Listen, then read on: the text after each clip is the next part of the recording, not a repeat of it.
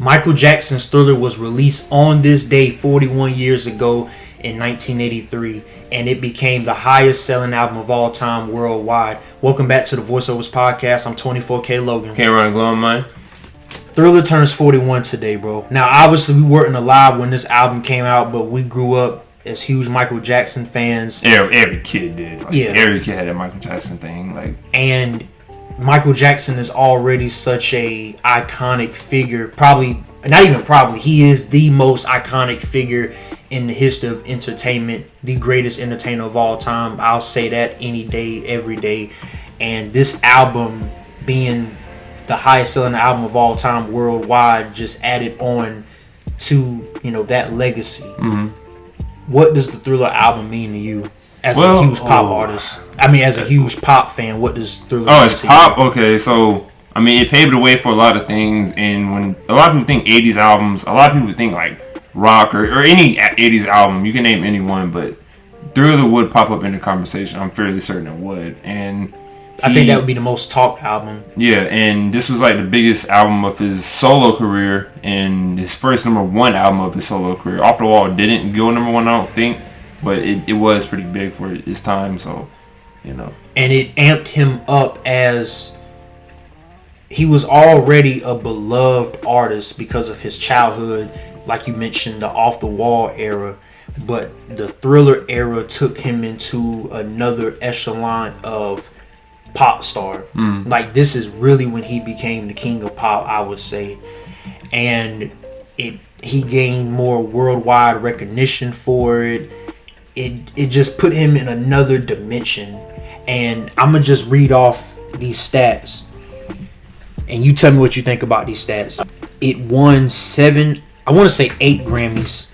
I believe Thriller won 8 Grammys.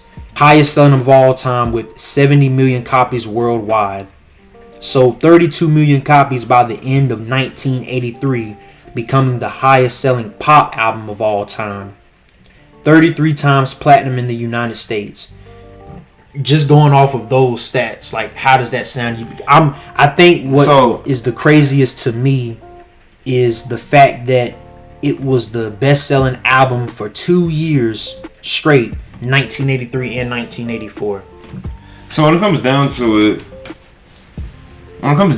it, no artist has came that close, especially selling that many copies of an album. No artist has came that close. However, you mentioned #1 album 2 years in a row, right? Yes. Or best-selling album, yeah. So the only artist to come close, we discussed this, The Weeknd with Blinding Lights. That's the closest thing that I've seen, but not even an album. The #1 song. That's the only thing I've seen that go for that long in my lifetime. Yeah. Back then, that was even more of a big deal because we got streaming now, and streaming, you have to stream a bunch just to even get close to this. But then, you had to get people to go to the stores, buy the physical copy of it. Exactly. No social media back then, so the anticipation was even larger. Yeah, and I remember, I think a lot of artists had it, but I'm fairly certain Michael Jackson had so they had trailers for their albums on TV. A lot of artists now, I don't think any artist does that. Nowadays they have teasers that they post on Instagram, but nothing that's gotten televised. That's what we're dealing with this era, but a lot of people nowadays don't have trailers for their albums. Are you referring to the documentary that he did No. for Thriller? The mini documentary, or are you referring to an actual trailer? I think he had a 30-second trailer that was on the thing. I'm gonna have to go check that out. Yeah, I think I think I can link it. So yeah, I'll see if I can find that again. Okay. Now, and so I wanted to touch on the Thriller video. So just talking about the video itself, $500,000 budget to make the Thriller video. I believe they filmed it in 4 days, and the Thriller music video was the first video to be inducted into the United States National Film Registry. And it is, I think the short film sold more copies than any video in it, because I think they had was it a DVD release of the video that they had or something like that? Possibly, and that's another thing that we're dealing with. Nowadays we got music videos. Back then they had music videos, but you had to buy the music video, or it was on TV from time to time. Yeah, MTV. And while we're on the subject of MTV, it broke color barriers for MTV, because at the time, I believe MTV was like 2-3 years old, Yeah. and we had never seen a black artist really get that much stardom from music videos. And it wasn't just the Thriller video, although that was the biggest, because that's the signature, song for the album pretty much. Billie Jean and Beat It. And Billie Jean, I mean, you look at the significance of that video. You look at the first person shooter video towards the end. Drake, when he did the Michael Jackson thing or the reference, of course, he was walking on the floor or ground that was lit up, and it was kind of paying homage to Michael Jackson's Billie Jean when he was walking on the lighted ground, or however you will. Mm-hmm. So, and for me personally, I mean, Thriller, I don't want to say it's the greatest album of all time just because of the pure album sales, but I do think that it's not a crazy statement to make that. Yeah. I mean, it's not a crazy statement to say that it is the highest selling album. I mean, not the highest selling, but it is the greatest album of all time because of the cultural significance and today's relevance. It sold 18,000 copies a couple weeks ago, which is big because this album did not come out in streaming era. Right. And I can only imagine what Thriller would have done in the streaming era. Mm-hmm. And that's something that I wanted to ask you. How do you think that Thriller would have done in the streaming era? If Michael Jackson was who he was, even after, like, I guess, including, like, let's say he was including his childhood stardom, mm-hmm. if his career was to be made now, it would have defined a new sound for sure, pay homage to the 80s sound. But if it was released today, well, with TikTok, it definitely would have took off. I don't think it would have did as big just due to the pure album sales. But a notoriety thing, sales, no. Yeah, but a notoriety thing, like, the world still would have knew about it. Latin world, the Asian world, American world, Europe world, everybody would have known about it. So that's when I look at that things. Do you think it would be the highest streamed album of all time? Who would be in second place as of right now? I feel like it's a album by The Weeknd. No, we need to confirm that. Ed Sheeran. Ed Sheeran has the highest. Yeah, highest streamed song or album. I want to say highest streamed album. I want to say it's Ed Sheeran, but I think The Weeknd just overtook him, including because Blinding Lights that came out. Well, I know Weeknd's number one song, but I think Ed Sheeran still has number one. I'm talking about like for just an entire album. I think Ed Sheeran has it. And I know XXXTentacion. Question mark. Yeah, rest in he peace. has the highest streamed rap album of all time. Yeah. So, but I'm very curious to see if Thriller would be the most streamed album of all time. Could we just see like Utopia just passed 2 billion streams recently? Yeah. And I think Thriller would have surpassed that easily if it had the same type of anticipation and the same reaction and following that it had in the 80s. Mm-hmm. So the budget of the Thriller album was $750,000. Right. And I mean, I still think that's a lot of money today, but even, especially back in the 1980s. We calculated it was like roughly $3 million today. Roughly. Somewhere around there. So I knew you had wanted to touch on that. So when it comes down to that, because I okay, so when you have new artists out here, like think of Drake, I think he charges like $1 million for a feature, if I'm not mistaken. Other artists can be like 100,000, 400,000, 800,000, or 10,000. Mm-hmm. That's when it really comes down to like budgeting. But then there was buying studio time, recording, instruments, and back then they played instruments to just get it. Now we got loop tracks and everything. So back then, more work went into it for the money that they had to use it for, and promotions and everything else. Again, like the trailer that was televised on TV, that's something to think about. And something else I wanted to touch on, I don't know how relevant this is. I was watching a short on YouTube a couple weeks ago, and it was someone that was actually in the studio with Michael Jackson while he was recording Thriller. And at one point, he had took a nap. I think it was at like midnight or something like that. And he woke up around maybe 1 o'clock in the morning. And as soon as he got up, he went straight into recording Human Nature. And when you listen to Human Nature, even the guy had touched on it. When you listen to Human Nature, you get that nighttime, easing, settling down type of vibe to it. And like I said, he well, according to the guy that was in the studio with him, he recorded the song as soon as he woke up. No warm up, no preparation, and not only that, he did it in one take. So Human Nature was recorded in one take. That's something that's very brilliant and amazing to me. Someone pointed out the fact that that was the only song that Quincy Jones had liked by Michael Jackson. Someone pointed that out. I forgot where it was. But somebody was like, I think they said something along the lines that was the only song that Quincy liked that Michael had produced. Because even, I think Billie Jean, Michael was trying his hardest just to make sure that song came out. But Quincy didn't even want that song to come out, Billie Jean. And that is like his signature. That's his. It put him on another level. The Motown 25 performance, and obviously Billie Jean is what people remember the most. When at least when I think of Michael Jackson, and I think what a lot of people think of, you think of the black jacket with all the glitter on it. You think about the glove, the hat. What are the shoes called? The penny loafers. Those shoes. You think about that, and obviously Billie Jean is the first song, if not the only song that he's going to perform. So it's kind of crazy that Quincy Jones didn't want Billie Jean on the album. I didn't know about that, but that's shocking. And Human Nature was the only song that he liked. I think someone said something along like I gotta re-verify that, but that's crazy because the whole album is and you're talking seven singles on the album. PYT, The Girl Is Mine, Billie Jean, Thriller, Human Nature, Wanna Be Starting Something, and Beat It. Yes.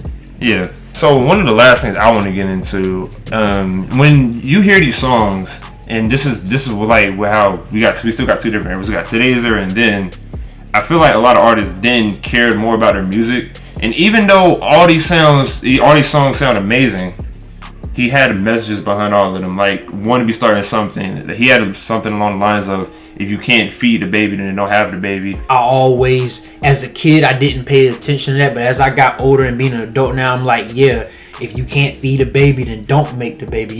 That was a strong message. Yeah, like how to get over, slow to get under, you're stuck in the middle. It's stuff like that you got. Flew over a lot of people's heads. Thank you, and it's like people don't talk about that or beat it. Like you want to be tough, better do what you can, just beat it. And the Billie Jean, the child's not mine. It's That's so many, a true story. Yeah, and there's so many messages behind all of that. Someone also referenced in the notes that I looked at. Even his brothers had to go through that, like women saying that they claiming his baby. It kind of makes it makes a lot of sense because he was not even that, he was the biggest artist of the 80s, and even in death he is still, I believe, the biggest artist in the world. I'm just off of iconic status, popularity, impact, influence, legacy. So you can't really be surprised by women claiming to have that man's baby. I'm not saying it's right. I'm just not surprised by it. Right. And when I found out that the Billie Jean song was based on a true story, I'm like, wow. Yeah. That man was really preaching in this album. Yeah, and man, like thinking about, I can go on and on, but this is just a Thriller album. I'm like, we got these other albums we can talk about. We might have another video for that in the future. So stay tuned if y'all want to hear about that. Subscribe if y'all want to hear that. Actually, and more Michael Jackson content will be on the way. We're gonna definitely do more Michael Jackson content because, as we stated early on in the video, we are huge Michael Jackson fans, and this album plays a big part in it. Is this your favorite Michael Jackson album? Ah, man. See, even though it's a posthumous album, I really love Escape. I know why. Like some people, I saw some people like, but I like how they had to take the songs, and a lot of those songs on Escape were recorded in the '90s or the 2000s. They just mixed it up. Yeah, and I think Timbaland, if you remember him. Yeah, of course. Yeah, so he actually remixed a lot of those songs. Shout out to Timbaland. Yeah, one of the greatest producers ever. Because he really finished it, and he, and I love, because I listened to the original version of these songs, I listened to the new version of these songs, like Chicago, bro. That song, because it blew up a lot last year, but that's one of my favorite Michael Jackson songs. Slave to the Rhythm, love that one, and Love Never Felt So Good. I remember when that first came on. Everybody was a breath of fresh air. Yeah, because it was right after the time he had passed away, and that song was playing. I'm like, what album is this song on? Mm-hmm. And that was, it was cool. The Justin Timberlake version is alright, but I don't really listen to it. But yeah, I don't know if I would say that Thriller is my favorite Michael Jackson album. But I might have to give it a bad. That's my 2 cents. Yeah, I'll let you go. I would say it's hard to say. Thriller has so many memorable moments and probably his most iconic songs. a lot of people that are old enough to remember Michael Jackson from his childhood, they would argue that the disco pop album Off the Wall is his greatest album. I've heard a lot of old school Michael Jackson fans say that they prefer Off the Wall over Thriller, and I can understand why, because that disco era in the 70s was huge, and obviously MJ was a big part of that, and that was that his first solo project? I want to say it was, at least as an adult anyway. Yeah, and to be fair, like, that's kind of like, I can't compare that. I was about to say that was like his Good Kid, Mad City.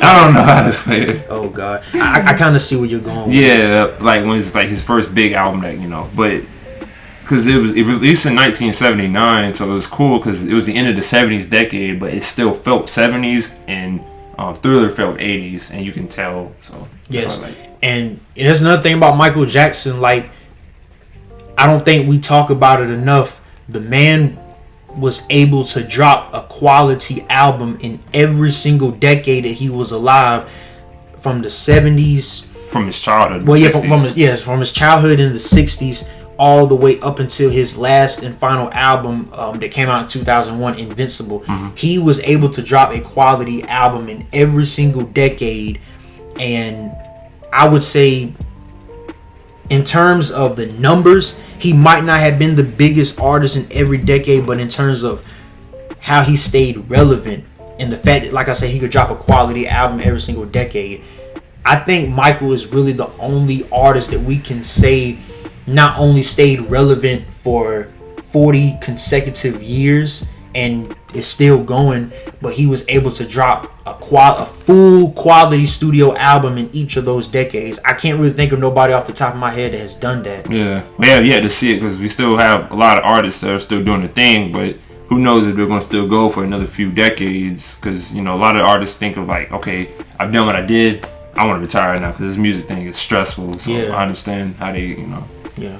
But y'all comment down below and y'all let us know what y'all think about the Thriller album. If you're old enough to remember when this album came out, comment down below and let us know what your experiences was and your anticipation and some of your best memories with this album.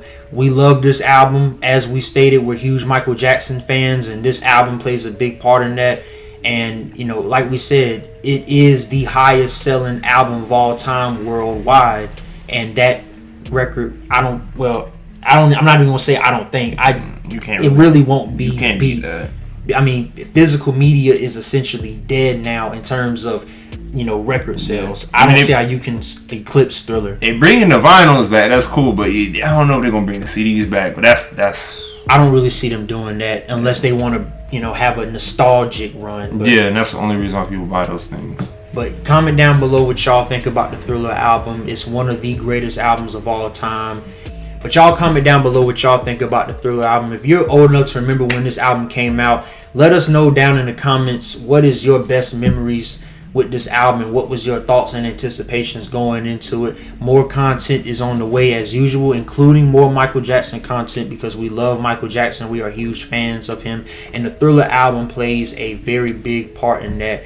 Subscribe, give this video a thumbs up if you like it. We love you guys. More content is on the way, like we said. Until next time, peace and love to everybody.